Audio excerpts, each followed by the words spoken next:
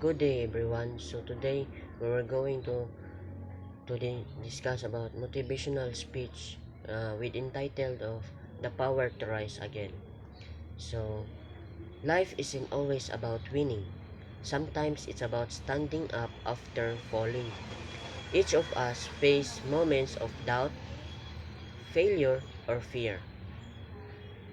Moments when giving up felt easier than holding on, but it is in those moments of struggle that our true strength is tested. Remember, it's not how many times we fall that define us, but how many times we rise again. Think about a seed of planted deep in the soil. It's buried, surrounded by darkness, yet it is pushes through the ground to reach the light.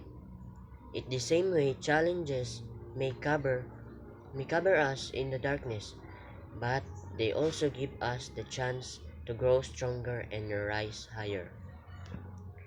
Each setback is not a sign of weakness, but a lesson preparing us for something greater. Success isn't built on perfection, it's built on perseverance. The most successful people in the world have all tasted failure, but what sets them apart?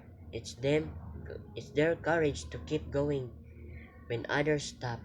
There will be days when you feel your life effort don't matter, when your dream seems too far away, or when people doubt your ability. But always remember, this this your story isn't finished yet. You're still writing it. One brave step at a time. Believe that even small progress is still progress. Each sunrise is a proof that no matter how dark the night gets, light will always return. So today I challenge you to never give up on yourself. When life knocks you down, rise again with stronger faith and fiercer determination. You have the power to turn your pain into your purpose, your failures into fuel, and your struggle into strength.